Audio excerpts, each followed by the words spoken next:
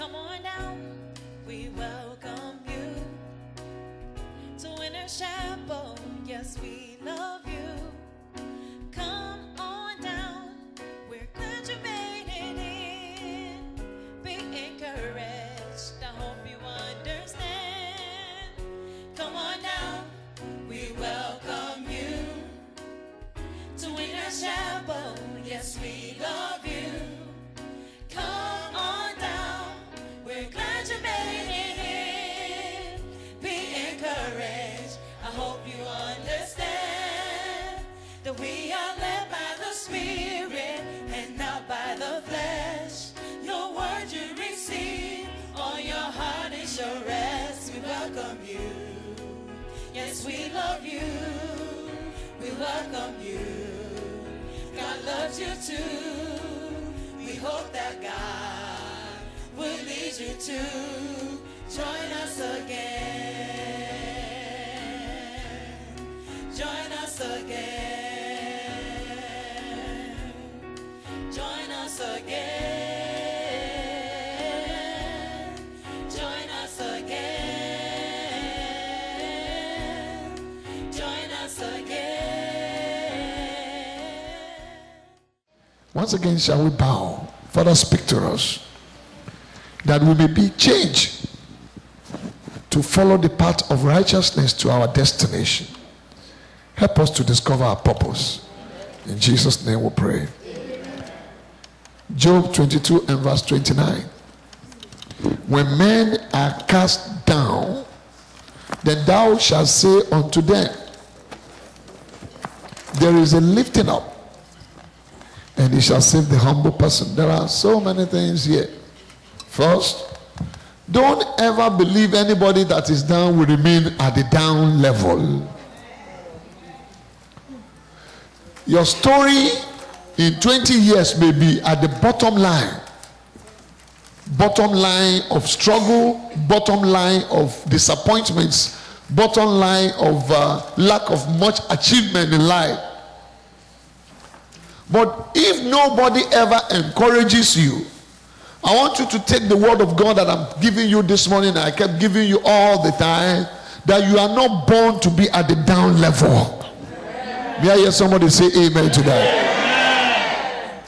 Never should you believe that your present situation is the finest point of your life. It's never. It's not the final point. It's not even the beginning. You have not started at all. And I believe as we look up to God, our Creator, He will take you to your next level. Somebody say next level. There are few stages in life. In the life of every human being, there are few stages that you need to go through. Just like little children, they come into the world, they learn how to crawl. You see, it's an inherent thing. It's built up with every human being that they try to crawl. And from that level, they stand up and begin to walk. That little child that is learning how to walk will graduate to the point that he begins to run. And then you see them growing until they become big. Also, when we talk about destiny, we talk about purpose. There are usually stages to everybody's lives. So when you are going through a particular stage, don't think yourself to be rejected. Don't think yourself to be dejected. Don't think yourself to be depressed. Don't think yourself to be forgotten. No matter your age, the stages can surface over and over again, and you know that you are passing through a process. The first that I would explain to us briefly this morning is the stage of preparation before upliftment. Everyone is prepared for a purpose. But when you miss some of the process in the preparatory stage, you may miss becoming complete in your purpose. I know that a plane that is lacking some special flying tools might crash land. And that's why before the pilot takes off from the airport, they have a checklist. And they must confirm the checklist. The checklist is in accordance. There is a proof, accordance with the requirement for takeoff. And so after they do their checklist running, they discover anything, they'll call and say, sorry, we're trying to fix up something that is not right. You also must be able to do the checklist of your life, whether something has been missing for some time and you are moving without that thing that's supposed to preserve and sustain you to the point of your destination. If you don't early examine yourself, you may not actually make it to the point of your destiny. This morning we will look at the stage of preparation. Somebody say preparation. Say it loud and clear. Say preparation. That every human beings are prepared for a purpose. You don't just drop like a leaf from the tree and just fall to the ground to be trampled upon. No. You were conceived, given birth to. You have been going through a series of training, education, relationship, partnership, designed beyond your knowledge for a purpose. Abraham Lincoln, during his days, he said, I will prepare myself, perhaps my chance will come. This is a man who has discovered early enough what he has been called to do. And he followed the process of preparation, not minding how long it takes. From age 23, he started pursuing goals in life. Did a business that failed. Married, the wife died. Went for senatorial, he failed. Went for house, he failed. Went for as a vice president, even when he was above 50, he failed. But I think age 53 or so, he became one of the presidents of the United States. He said, I've early prepared myself and I'm following the path to a process. You must discover what you were called to do. And your laziness spiritually, see, it's not discovered in your career. Your career could be a platform to where you are going. Your career may not actually be the point of your final destination. Careers are supposed to give us leverage to mix with people, to talk confidently in the public. Just like a governor in Africa sometimes that was talking about UI of Lagos, UI of Maiduguri, UI of Sokoto. The UI was actually University of Ibadan. But when they say UI, let's go to UI, let's go to UI, let's go to UI. When he was talking about, he was saying the UI of Maiduguri, the UI of Sokoto, the UI of... He was not prepared for the function for which he has been given. And it's only in Africa you can get such function. For you to discover your destiny, you must be spiritually alert to know what you are called to do. The mystery in the kingdom of our Lord Jesus now is people are more of career driven than destiny driven. Write that one clear. People are more of career. I'm a nurse, I'm a physician, I'm a physicist, I'm an educationalist, I'm this, I'm that. What are you called to become is the next level after career. Why am I here on earth? Are you here to keep struggling when others are talking about millions, when individuals are giving millions of dollars as donation to establishments, and you are still struggling with, I'm an engineer? It's a platform for leverage. It's not where you are going. And see, if you cannot discover that in the spiritual realm, nobody will hand it over to you in the physical. It takes a man who can labor in the spirit to discover what they are called to do on earth. The laborer in the spirit is a man of prayer, a man who is consistent with his relationship with God. Not a man who just comes to church for another meeting, social gathering. Let's go and ease up the weak activities. is the man who knows that he has found a place with God. He has found a friend in God. He has found a companion in God. And he comes early enough, kneel down and pray before others come. A man who goes extra mile to discover what they are called to do is a man who will succeed in life. Not every man who is rich are successful in life. Some start off early to be rich, they end up being the pauper. Very few become rich and sustain their riches till the end. These are men of purpose, men who focus, men who see failure as a training ground and not a place of dejection, men who see disappointment as another arm of training, men who are resolute, men who are determined, men who can never be intimidated by circumstances that are not favorable. Those circumstances may be very intimidating, but you are not careful, you are not mindful of those intimidating circumstances. You see them as a process in your path. Somebody say preparation. Say it loud and clear, preparation. Time of preparation. God prepares everyone differently. He prepares us with different experience, different challenges.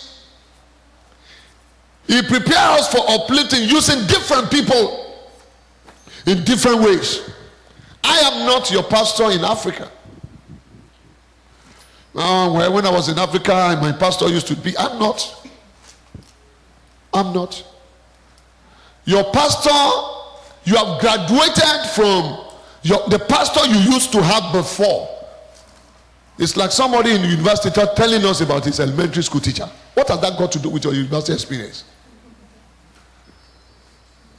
Oh, when I was in elementary, my teacher I was the captain in the class. My teacher lost me. But this one in the university does not love me at all.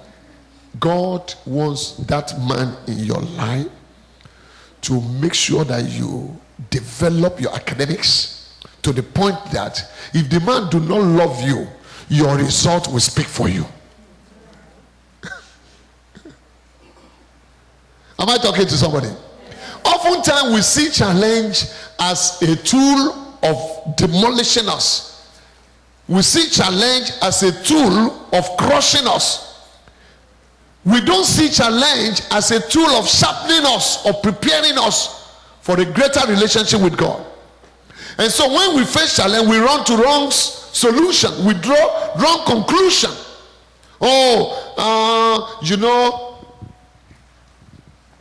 When I see people driven by God's seed, there's somebody here, he has stomach trouble, God has healed him. And when that person is leaving, people troop to follow them.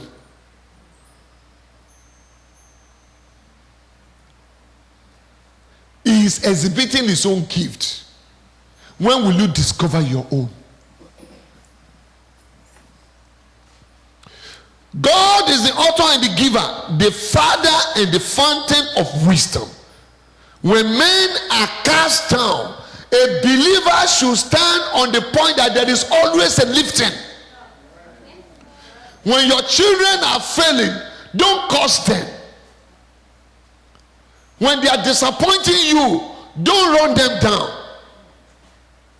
Your mouth is so powerful that as much as you run down yourself, you kill the destiny of people.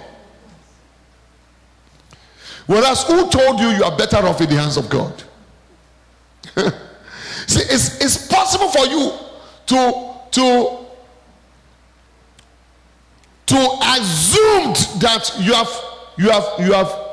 you have arrived because of your income. You assume that you are perfect in the will of God because there's nobody to correct you. And so you see every other thing around you as wrong. Whereas you yourself, by the time you discover yourself, you will know that you are as wrong as the person you are correcting. Simply because there has not been self-evaluation, because you are the leader here.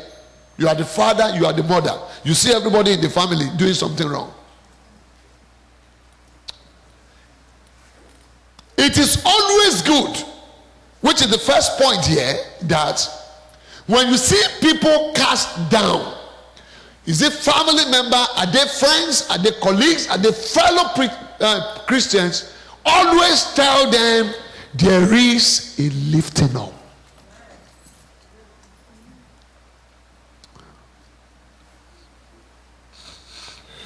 It's often said that the man outside the ring of boxing ring, is the one who knows the right tactics to use.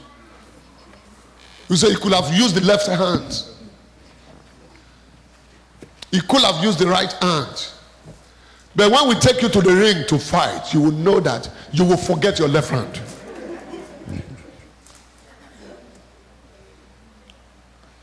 It's always good to correct people. It's very easy to correct people. But it's not easy to discover yourself. Why am I here on that? What can I do different from what others are doing?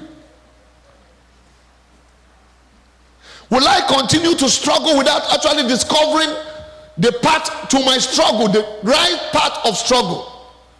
I think it's Job 28 and verse 1. Can you give me Job 28 and verse 1? He said, there is a vein for silver. There is a part that gold is refined. What does the Bible say here? When you are looking for silver and you do not discover, it says surely. Surely means definitely. Definitely. There is a vein for the silver. Vein means silver can only be discovered following the right purpose, the right procedure. Gold can never be refined in the temperature with which you cook your food at home. When they give, many of you have treasures of gold in your hands, but you are processing them in wrong places.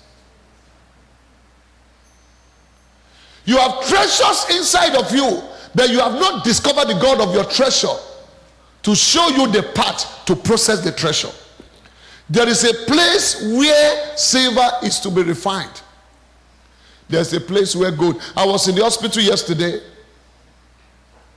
to pray for somebody else, and I started a discourse with an old man of 81 years old.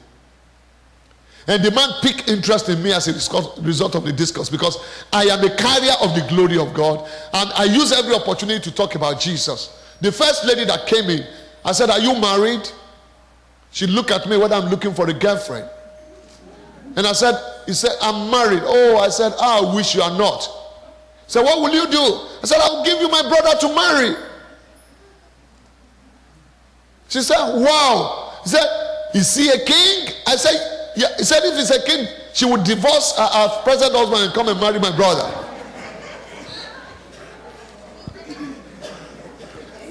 And I got it right there. I said, "Yes, he is a king." Then he said, "Who is he?" I said, "Jesus."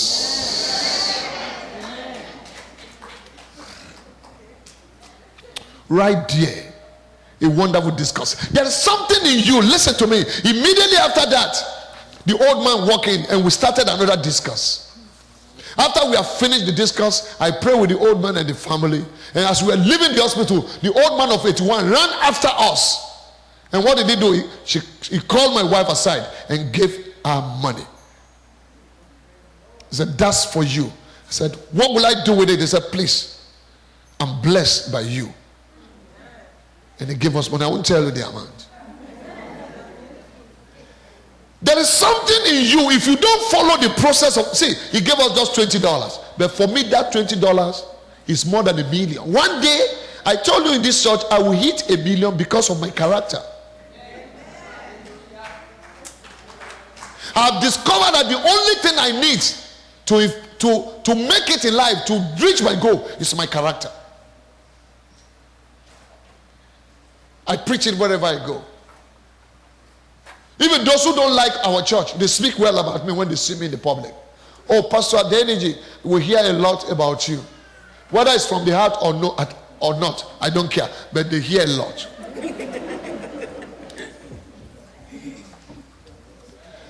When will you discover something different from what you have been doing that can take you to your destiny?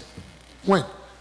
I'm expecting this old man to put me in his in his will. The old man that I met yesterday, he called me yesterday night.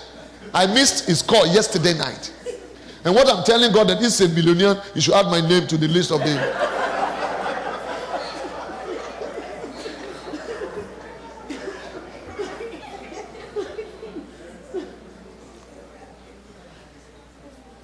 Change your style. Somebody say, change your style. Change your style. Don't follow the path of other people.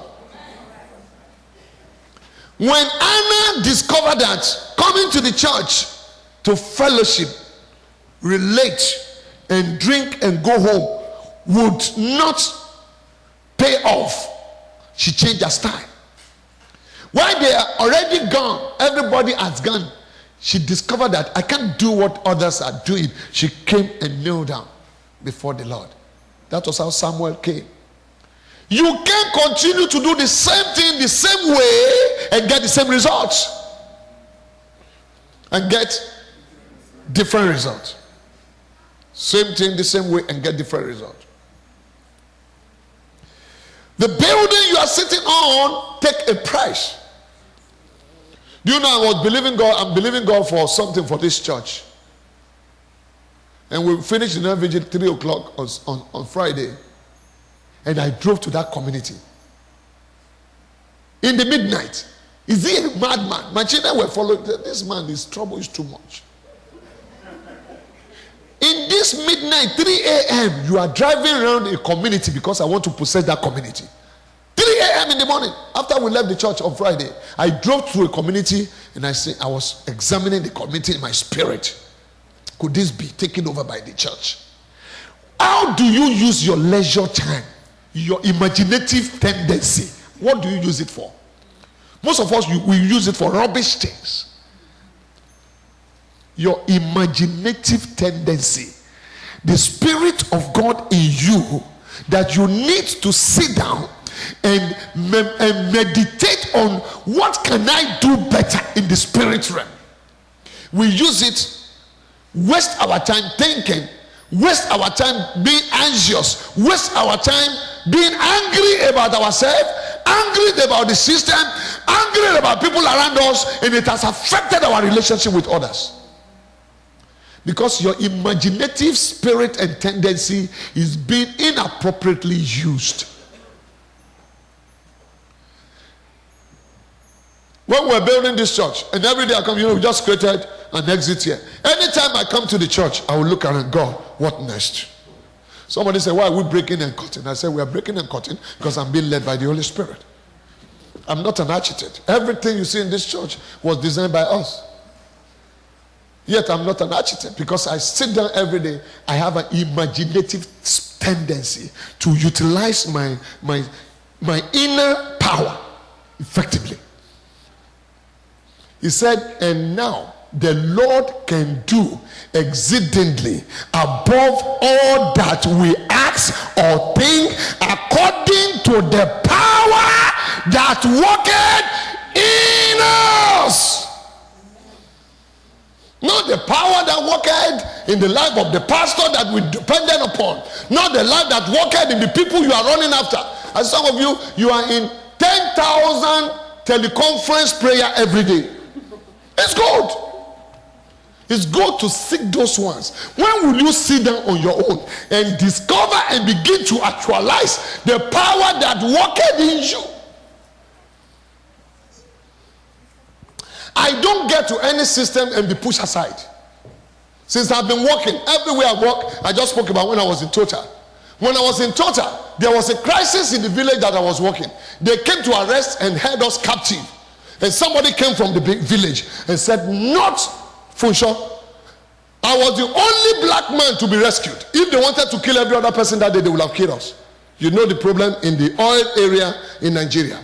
Until the man discovered me, where they have almost beaten us up. They have almost taken everything that we have. They have destroyed the whole of the flow station. Multi-million dollars property has been destroyed in where they call Obagi, in River State in Nigeria, where we worked those days in the early 90s. But somebody came and discovered me. He said, what is Funsho? Where is Mr. Funsho? It's not a man that should suffer here. Why? When I see the villagers, I'll say, Mahdi, my. Say, are you from Oberland? I will say, I'm not, but I've adopted an Oberland. I'm very, very amiable person. I'm not stingy with my cordiality. I mix with everybody freely. And it saves me all the time. I'm not stingy with my human relationship. And it pays for me. I'm a people's person. When I was drinking, the devil knows I multiply his kingdom. Because I will spend my last on feeding people and getting them drunk. I will incur debt for making people drunk. And that's why up to now, I'm about 3 years going, I'm the best giver in this church. Because I will do everything to give to God. If I can give to the kingdom of the devil, I now know where the best place to give.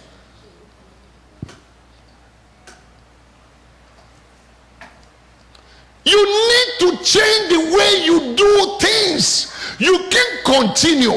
You need to change your commitment to God. You need to change your discovery of who God is. How you could move a little, hide yourself, pursue a goal within the direction of the Holy Spirit to know where God is taking you, where God is telling you to do. 6 years ago, I keep telling some of my friends here, hey, buy those houses. Buy those houses. They were $200, $300. Buy those houses. Pastor is not serious. Pastor is not serious. Pastor is not serious. Today, last Sunday, 3 people from London, the 3 visitors we have from London, they flew in. One of them has bought 20 already. Their houses of $500, they are now buying for $25,000, $20,000. 6 years ago, I told you to buy them. But the prophet is not honored, but in his own country. I went to the mayor office to have a meeting. I could not meet the mayor. What the mayor representative is telling me is that, what are the Africans doing? The Chinese have bought the whole of Detroit. Then when it was $1,000 per house, I told all of you, prayerfully locate where you can buy your house. I bought my house in West Bloomfield, $280,000. I went and bring money from Africa as a down payment to buy my house in West Bloomfield, $280,000 4 years ago. That house is $400,000 now. Last year it was $350,000. Now it is $400,000. I have an equity of about $150,000 in less than 4 years in the house that I bought. And yet some people are crying in Detroit. They are building houses of $3 million in West Bloomfield. Go there, go and look for new locations there. In the same place they are building houses of $3 million, people are crying about 30 minutes away. It's because you have not discovered treasures in the land. Upon the land, he said, where you are standing is an holy ground. People may see difficulties, they may see problems, but you must go into the spirit realm to know, what can I discover on this land?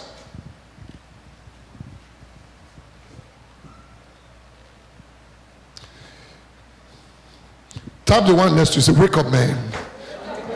Tap it, don't be afraid. It's by instruction. And if it's a woman, wake up, woman. You are too long here, man. How many of you all know I won several years ahead about that things are going to change in Detroit.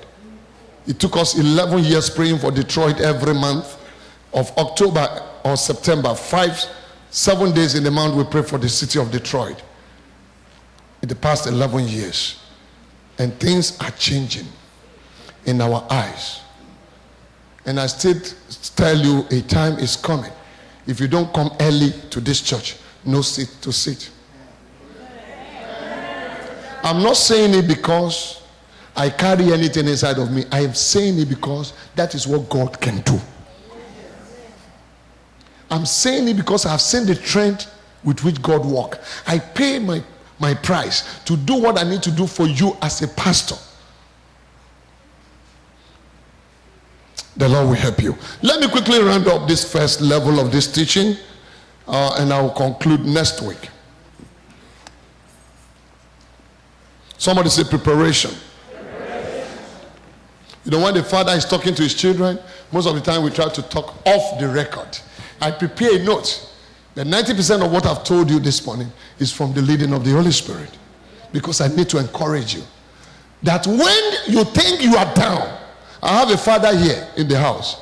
Few years ago, he told me he was going to Africa. And I told Daddy, I said, Daddy, there are treasures in the land. I said, Daddy, there are treasures in the land. Daddy just looked at me and said, you're a small boy, man.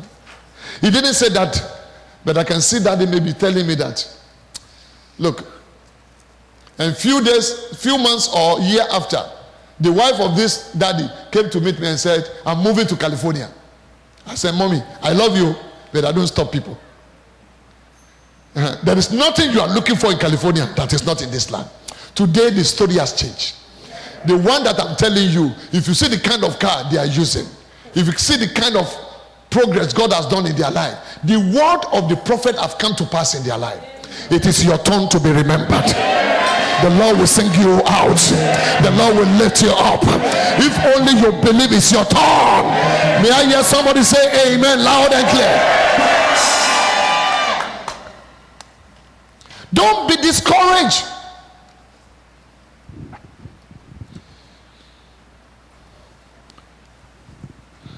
The skill of every successful man is from God.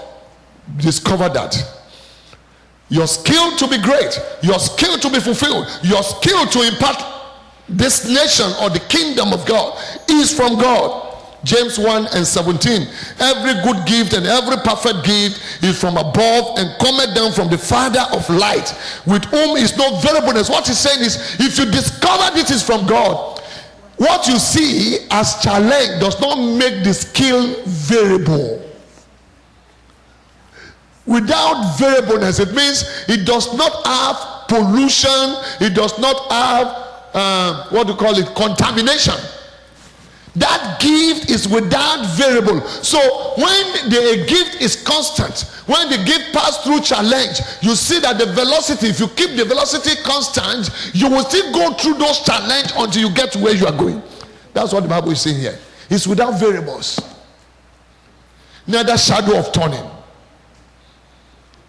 The gift, when you discover what you are called to do, because that skill is from God. The problem you are facing is that you are doing somebody else's business, you are doing somebody else's job, you are following somebody else's advice, you have not discovered your original.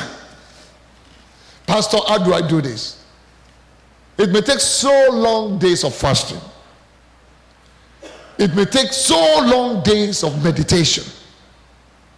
Oh, my daddy camp manager is here. When I'm having confusion of my calling, whether I have to come to the ministry or not, he was there when I locked myself in the campground in Lagos for 21 days, no food. I know I'm from a poor family. I can't mess up my future. I can't mess up and mortgage my future. I have to go lock up myself for 21 days. After the 21 days, an angel came to our father-in-law, Daddy Gio, and told me exactly the future of my life. After 21 days of no food, the Gio knocked my door in the camp and said, I've come to visit you. And I said, what have you come to do, Daddy? You're supposed to have sent for me. He said, I've come because I prayed and God sent an angel to do this man. And he sat me down. He said, you have a calling in North America. He said, don't resign now. Resign after 1 year. And I said, I want to visit North America. It was 2000, year 2000. He said, yes, come to my house. I will give you a letter. You give it to the prime minister that I sent you. So I followed the Gio. As we got to his house, I woke up. It was a dream. It was after 21 days of no food. Then I knew that when I was losing all my properties in Nigeria because I was a missionary, I knew I was losing them for a better stuff coming. When I first came to North America and things were very difficult for me, I knew they became difficult because of the glory that is supposed to be revealed. Because I already knew what I was called to do. You too can discover, if it is McDonald, if it is Tim Horton. My wife went to minister in Ohio this weekend in one of their programs, and she brought the program to me. You know what I saw? Somebody advertised in the program, an owner of Tim Horton, a Nigerian, an immigrant like you. What are you called to do? Where you are spending your money is useless. You can bring all those investments together. The moment you discover what you are called, he said the kingdom of God is like someone who discovered a treasure. He went and sell all that he has and he put it on that treasure. Your destiny is like that kingdom.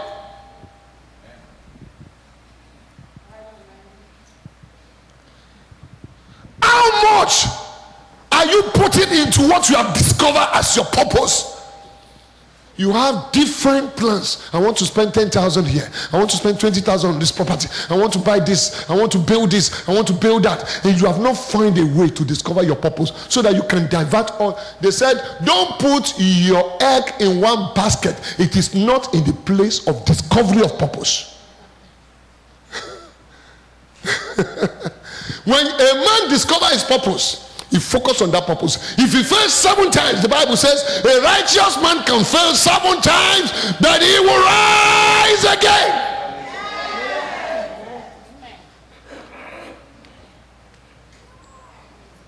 Have I spoken to somebody this morning? Yes. We'll be running up this first session. God dispenses his gift and wisdom variously to meet different needs.